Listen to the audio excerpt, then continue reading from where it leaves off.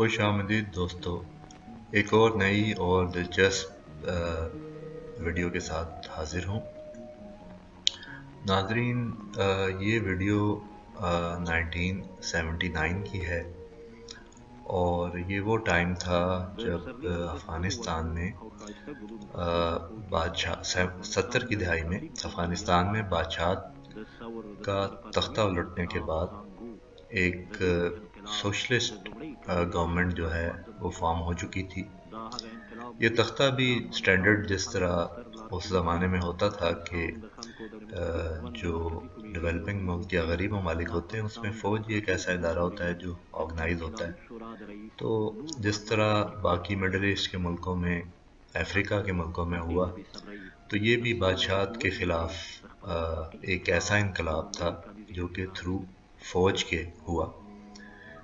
क्योंकि फ़ौज में ही आप कह सकते हैं डेवलपिंग मुल्कों में ऐसी ऑर्गेनाइजेशन और पावर होती है कि वो बादशाहत का तख्ता उलट सके। तो एक आप कह सकते हैं कि ये जो 20वीं सदी थी, ये एक दौर था जिसमें बादशाहत के ख़िलाफ़ आलमगीर दुनिया में तहरीकें बहुत सी चल रही थी। तो ये भी उस सिलसिले की एक कड़ी थी। हाँ, ये अलग बात है कि कोल्ड वॉर की वजह से इन मुल्कों में इन बादशाहत के बाज़ औक़ात बादशाह के सपोर्ट करने वाला कोई अमरीकी या यूएसएसआर वाले होते थे और बाज़ औक़ात उसकी मुखालफत करने वालों की सपोर्ट में उसकी बैक पे जो है वो अमरीकी या यूएसएसआर होते थे। तो इस सूरत में ये था कि क्योंकि ये नज़रियाती तौर पे सोशलिस्ट थे, तो ज़ाहिर है कि इनके पीछे जो फ्रेंडली या इनकलाब के फ़ौरन बाद जो इनका फ्रेंडली मुल्क बनता था वो यूएसएसआर ही बनता था। तो ये असल में तो इसमें पहले खिताब है और फिर इसके बाद मिलिट्री परेड है। मेरा मकसद आपको इस वीडियो में इनकी मिलिट्री परेड और जो वेपन सिस्टम्स ये परेड में इन्होंने शामिल किए हैं वो दिखाना है। और जिस तरह हमारी मिलिट्री परेड्स में भी होता है कि आखिर में जो है वो आम लोगों के जो हैं आम लोग भी मार्च करते हैं बीच में। तो ये मेरे ख्याल से जो अपने इनकलाब की कोई एनिवर्सरी या कोई सालगिरह जो है वो मनाई जा रही थी, तो उस सिलसिले की ये तकरीब थी। इस वीडियो में आप ये भी देख सकते हैं कि अफ़गानिस्तान के शहरी इलाकों में या मतलब किस तरह का एक अर्बन किस्म का माहौल जो है वो कायम हो चुका था, जो अफ़गानिस्तान के बाकी इलाकों से जो ज़ाहिर है डिफरेंट था, मतलब डिफरेंट था। और ज़ाहिर है वो कुछ अपने नज़रियात के हिसाब से जो है वो एक कल्चर परवान चढ़वा रहे थे। अब मेरा मिलिट्री परेड का आगाज़ हुआ जाता है। इसमें जिस तरह ये दो लीड करने वाली दस्तों को जो जीपें होती हैं ये वो हैं। इसके बाद आपको जो दस्ते हैं, फौजी दस्ते, उनका मार्च पास्ट नज़र आएगा। और आप इनके परेड के अंदाज से देख सकते हैं कि इनका सोवियत स्टाइल का मार्च है।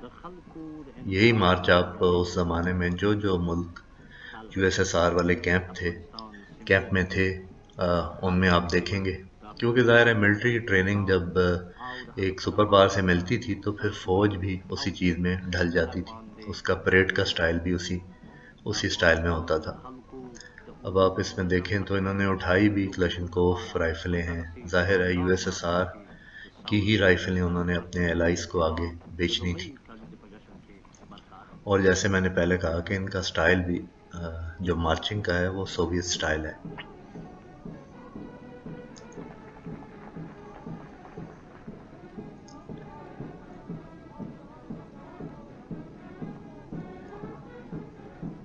अभी ये फ़ौजियों का मार्च है जिसमें आप देख सकते हैं कि औरतों के दस्ते भी मौजूद हैं।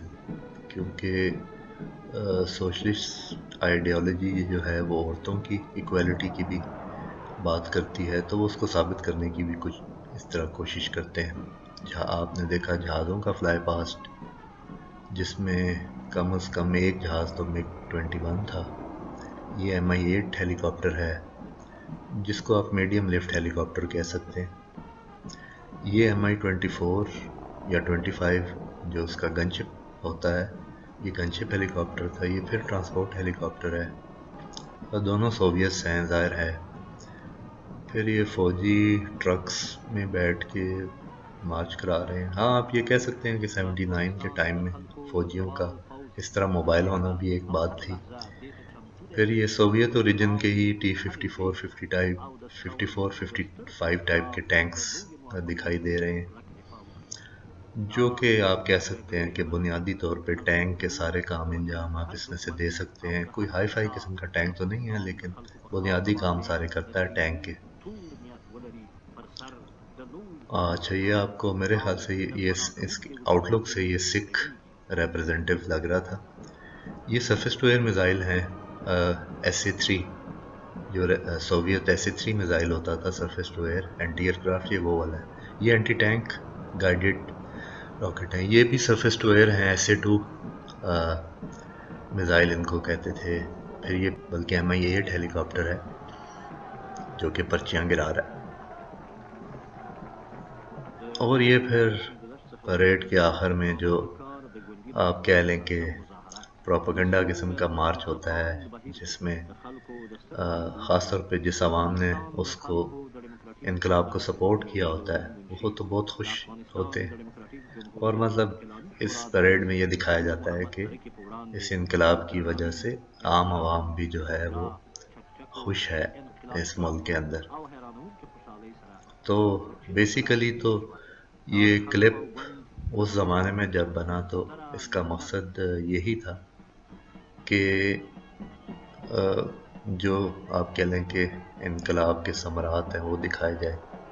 لیکن کیونکہ اس کا ایک میجر پارٹ جو ہے وہ ملٹری پریڈ تھا، تو اس لیے میں نے مناسب سمجھا کہ آپ کے لیے یہ انٹرسٹنگ ہو سکتی ہے.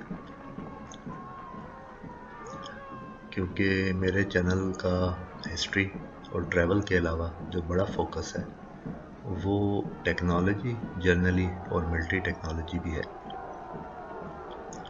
یہاں پہ آپ جھلکیں دیکھ سکتے ہیں کہ سوشلسٹ جو ہے وہ افغانستان میں کس طرح کا کلچر لے کے آ رہے تھے، جو ظاہر ہے عام عوام کے لیے، ان کی رورل عوام کے لیے ایک کلچرل شاک قسم کا تھا. اور اس طرح کے شوق کی وجہ سے شاید جو ہے وہ میں سمجھتا ہوں کہ سوشلسٹ کچھ جگہوں پہ تو جہاں بہت زیادہ ریپریشن تھی وہاں تو اپیل کر سکے، لیکن دوسرے جگہوں پہ جو کچھ مذہبی ٹائپ لوگ تھے ان کو وہ اپیل اس طرح اکوموڈیٹ نہیں کر سکے جس طرح سے سرمایہ دارانہ نظام نے اکوموڈیٹ کیا ہے ریلیجن کو. لیکن اگر آپ ورلڈ وائڈ دیکھیں تو اکوموڈیٹ کرنے کے باوجود لوگ آپ کہہ سکتے ہیں کہ خوش تو اس سے بھی نہیں ہیں اور ان کے بھی کانفلکٹ ہوتے ہیں. لیکن شاید جس طرح سے ہیڈ آن کر کے سوشلسٹ نے بعض جگہوں پہ جانے کی کوشش کی، اس کی وجہ سے فرکشن پیدا ہوئی دنیا میں. اور پھر ظاہر ہے اگر آپ کا مین جو بیکر ہے وہ بھی ہٹ جائے جس طرح USSR کی صورت میں ہوا، تو وہ تحریکیں بھی دم توڑ جاتی ہیں. جیسے ایک ایک کر کے آپ نے دیکھا کہ عراق میں، سیریا میں بھی کوشش جاری تھی، لیبیا میں، عراق میں.